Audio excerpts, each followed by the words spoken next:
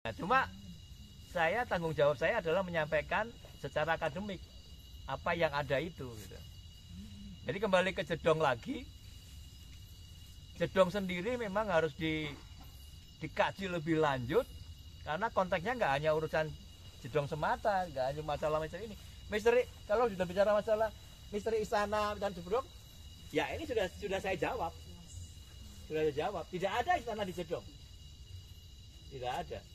Dan itu berangkat dari obsesi salah seorang ahli pada periode pemerintahan Belanda tempo hari itu. Dia punya obsesi memang. Nah, kalau mau bicara masalah Erlangga, saya buka keran perhatian sekarang ini. Silakan tengok wilayah Jombang.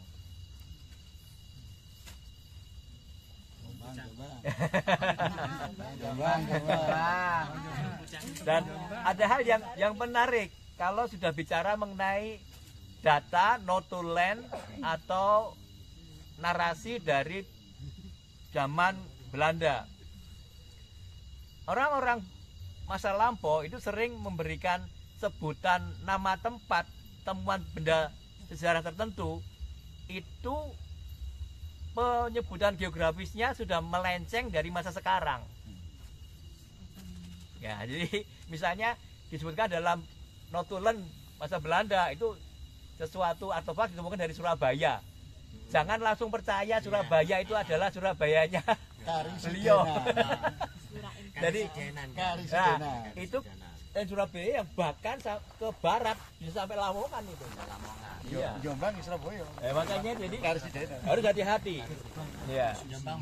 Tempo hari sempat agak ramai juga terkait dengan masalah prasasti Pucangan dan prasasti Pataan. Pataan juga dikatakan itu dari Surabaya tanda tanya gitu. Artinya Surabaya kilometer berapa gitu. Iya, kan sama gitu. Nah, jadi harus hati-hati betul. Nah, ini yang sering pembaca yang kurang jeli itu bisa terkecoh ya dengan informasi itu. Harus hati-hati. Nah, kembali ke jedong lagi karena ini fokusnya lagi jedong ya. Walaupun nanti kalau mau diskusi bisa seluruh pawitra. Mantap. Soalnya kalau sudah kadung ngomong pawitra itu bisa kemana sih? Nggak ada. Yang mana? Bisa kemana sih, Pak ya? Ya. Jadi Wotan Mas Jedong itu dari apa yang kita bisa lacak kembali di wilayah Jedong ini, tinggalan-tinggalannya memang menurut saya layak untuk diperhatikan dan bisa menjadi narasi yang sangat bagus. Tidak hanya untuk kepentingan desa sendiri, tapi sampai pada posisi tingkat nasional juga bisa. Dan apa yang ada di sini, salah satunya yang saya ingin kampanyekan adalah keberadaan sumber mata air itu. Sumber mata air di Jedong itu, kalau mau dibandingkan kualitasnya, nggak beda dengan yang ada di Jolotundo. Mau dites apanya, insya Allah hampir sama. Mau segernya, mau jernihnya, mau pH-nya sama. Mengapa? Karena memang terkait dengan urusan sumber air itu berada di lapisan kedap air gunung berapi. Jadi si air sendiri dia sudah mengalami proses filterisasi di bawah tanah yang luar biasa. Sehingga ketika dia muncul ke permukaan, posisinya sudah sangat sangat higienis dia itu. Tidak ada polusi sama sekali. Pribadi saya sudah beberapa kali saya masuk ke gua itu dan saya sudah merasakan betul menerima air dari sumber itu mengalir ke kena saya dan langsung saya minum. Itu sudah melebihi meminum air apapun yang ada di permukaan. Segernya luar biasa. Bahkan beberapa orang percaya air dari situ kalau dibawa pulang bisa membantu menyembuhkan sejumlah penyakit. Karena dia belum ada polusi, belum masih bersih, steril gitu. Ya. Dan saya punya kenangan dari sumber di Jolotundo, di Brugan, di Jedong itu sudah saya simpan lebih dari 6 tahun, tetap bening dan tidak lumutan, tidak ada lumutnya. Karena saya penasaran aja itu, jadi saya bawa dari situ, saya simpan di rumah, tidak saya apa-apakan. TDS-nya memang tidak nol, karena nol itu kan sudah mulai proses di filter kan. Nah, tapi dia benar-benar aman. Jadi kalau memang mau minum air di sekitar penanggungan, walaupun sudah lewat pipa, nggak apa-apa. Disimpan di mana tuh? Saya simpan di botol sama di galon. Gitu. Jadi memang bukan di celengan. kalau itu tabungan. Ya. Nah, jadi dari jumlah data angka tahun yang terkait langsung dengan Jedong itu menunjukkan perhatian orang Jawa kuno terhadap wilayah Jedong itu berlangsung selama berabad-abad.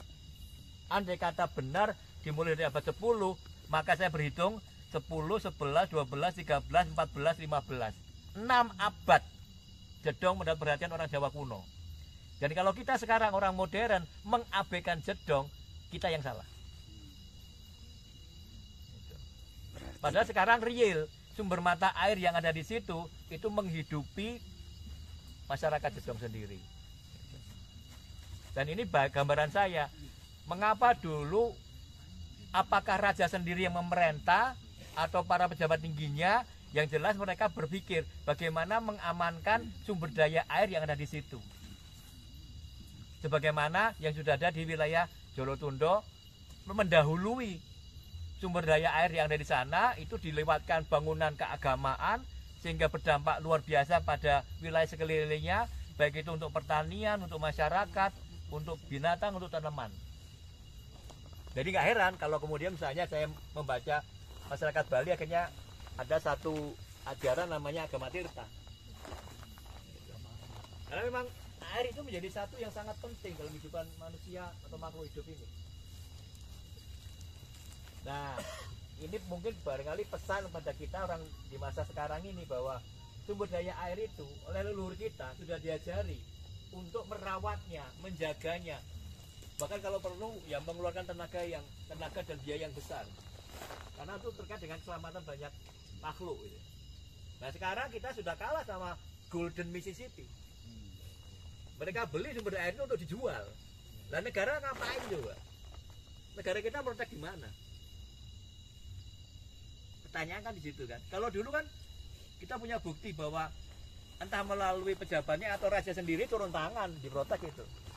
Betapa banyak sumber mata air kita di wilayah Jawa Timur ini yang bangunan fisiknya itu menunjukkan yang menginisiasi bangun nggak mungkin orang biasa, pasti orang yang powerful. Bahkan salah satu yang menurut saya unik, kolam segaran yang nggak pernah disebut dalam Desa Warnana dibangun oleh Majapahit. Untuk apa? Kemudian orang Jombang sangat bangga dengan sumber beji. Dan dari arsitekturnya kelihatan nggak mungkin yang bangun warga desa. Karena kualitas bangunannya itu kualitas bangunan yang atas perintah seorang penguasa. Gitu. Artinya apa? Secara kultural, secara religi, leluhur kita sudah ngajari sejak paling tidak sejak Jolotundo untuk Jawa Timur, bangunan keagamaan itu layak untuk memprotek sumber daya air. Jadi kalau kemudian pada masa selanjutnya kita semakin banyak punya situs petirtaan dalam rangka menjaga sumber daya air, itu sangat wajar. Jadi menurut saya memang banyak hal yang kita bisa pelajari dari tinggalan masa lampau itu, tidak hanya persoalan arkeologisnya semata, tapi hal-hal lain yang bisa tercakup di dalamnya dan memperkaya khazanah pengetahuan kita. Artinya kalau kita nanti melakukan berbagai effort, usaha untuk pelestariannya itu menjadi lebih paham mengapa ini perlu kita lestarikan. Kalau orang dulu sudah melakukannya, mengapa kita tidak? Apalagi zaman sekarang tentu lebih mudah. Orang dulu aja bekerja keras untuk itu. Nah, barangkali ini pancingan. Pancingan. Ya. Kalau nanti teman-teman, ibu bapak punya sesuatu untuk dibagi, mari kita bagi. Jadi saya buka dengan urusan Jedong, tapi monggo kalau mau bicara soal penanggungan secara terbuka, monggo silakan. Saya mau tanya Pak. Boleh kan? Sudah umum dia. Ada sesuatu yang ingin saya tanyakan. Oke. Pancing moderator.